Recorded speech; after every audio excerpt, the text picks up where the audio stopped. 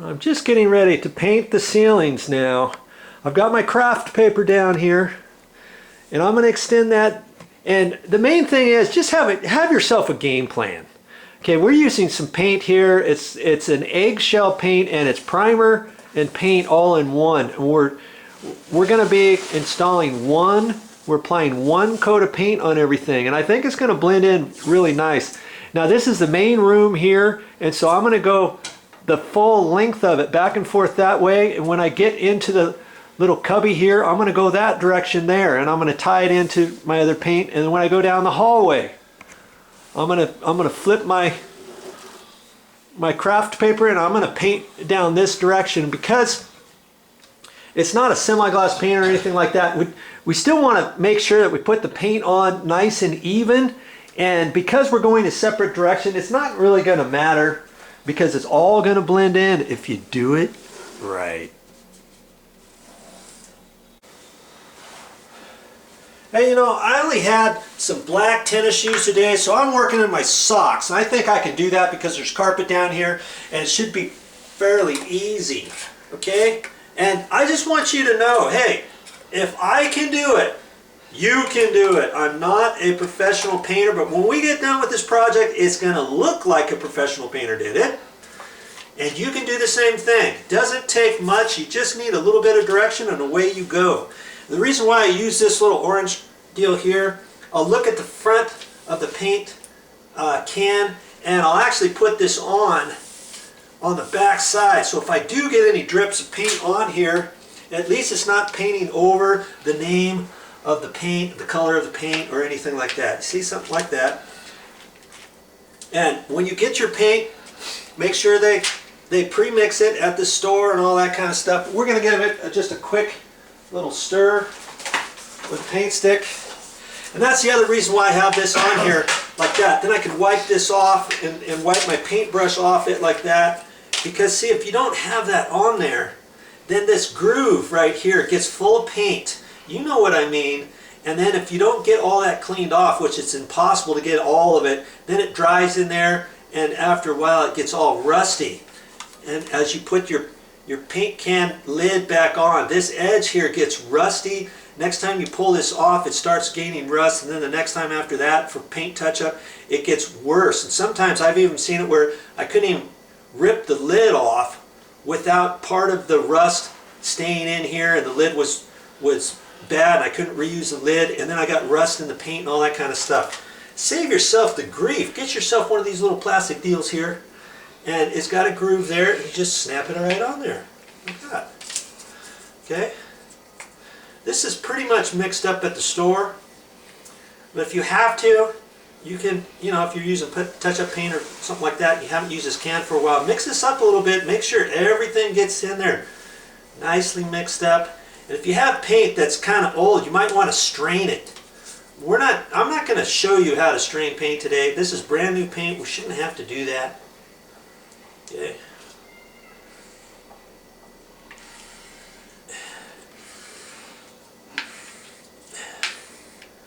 And so now I can just pour some of that in my paint tray, and I'm ready to go.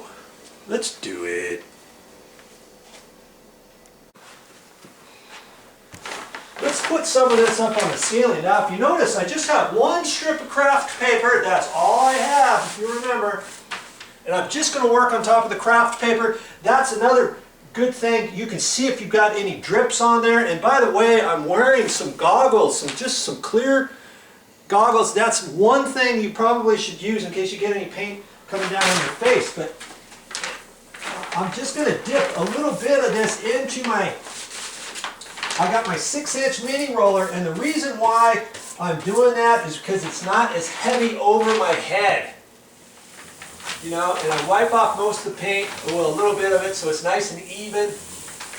And I'm just going to kind of walk it on down like that. And we're going to paint the walls the same color as this, so I'm not too particular about the edge here. I'm going to go right there and hit the wall.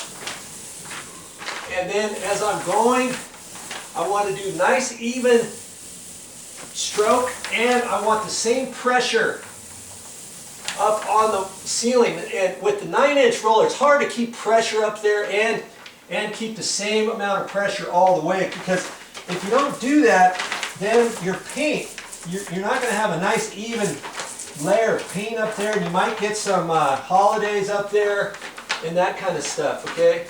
Now, I'm just going to kind of back up from here. This wall here, I don't want to get it on there, so with the mini roller, it's easier to get it right up against here. I'm still going to have to cut that in, but I can get up closer than I can a 9-inch roller, okay?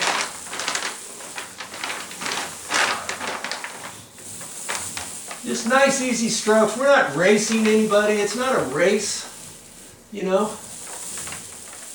Get it, and if you want, you can do this dry without any paint, just so you get the idea. Put your roller up there, and I'm only putting a little bit of paint on there, and I'm rubbing most of it off. You know, a lot of it off, so it's not going to drip on here or anything.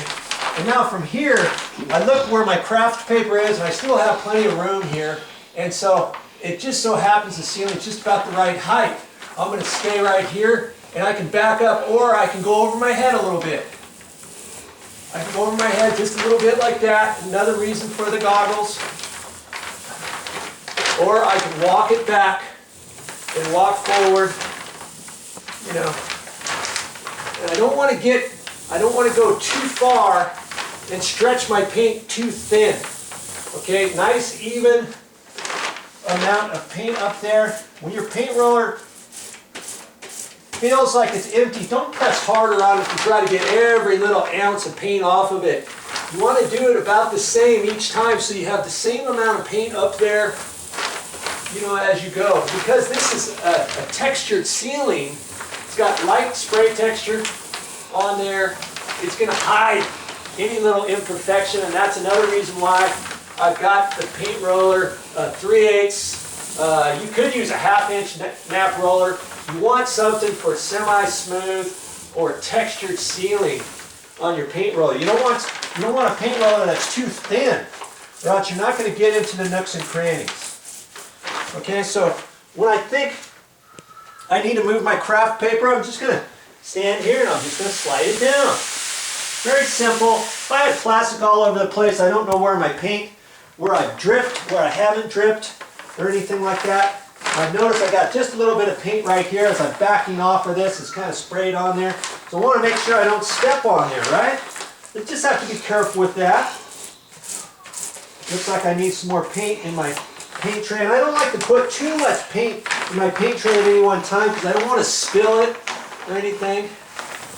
Okay, I want to make sure I'm still on my craft paper because I don't want to extend it thinking, oh, I'm doing fine. I'm not getting anything on the carpet. Then later on your linoleum, on your tile, on your wood flooring, planking, you say, oh, look at all those drops and drips I got. Oops. That's what the craft paper is for, okay? And that's all I'm going to do. Now I'm going to go get some more paint and go some more. And that's just how I'm going to do the entire ceiling. That's pretty much how you're going to do it. Very simple.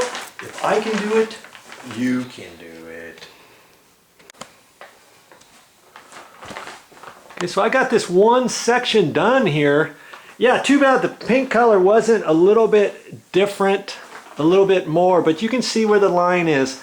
Okay, I've got this whole strip done, but before you get too much further, you want to kind of step back, and I'm glad I have my construction light. You got to get one of these if you don't have one. You really need to get a construction light. They only cost about $15 or so. Okay, and I carry that with me everywhere I go.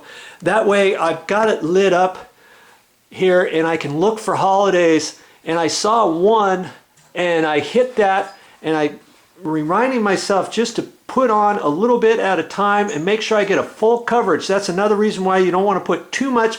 You don't want to try to stretch the paint too much because you think you're getting a full coverage, then later on after it dries you're going to see holidays. Holidays is areas where the paint has not covered all the way and you think, man, I thought I did that. I went right over it and I thought it was fine. That's why you need to get a good coverage. But once you do one little area, drop back and stand there and shine a light up there and take a quick look at that And make sure you've got a full cover so that you know about how much pressure to put on the roller at any one time and how far you can go with your roller. I'm using a mini roller. It's only a 6-inch, so I can only go so far on the ceiling. A little bit different than using a 9-inch roller, but I don't really mind that. I can keep the pressure up there, and I just go and keep dipping and go a little bit, and pretty soon I'm going to be done. I'm going to have a nice even coverage up there. See, I can reach over further with this roller when I'm up there, and I can put constant pressure up further. I don't have to be right underneath, and plus you don't want to be right underneath with the 9-inch roller. Trust me, you can't control the roller, so pretty soon your arms are going to be tired. You're not going to get it up there properly. That's why I just use the 6-inch roller and get her done.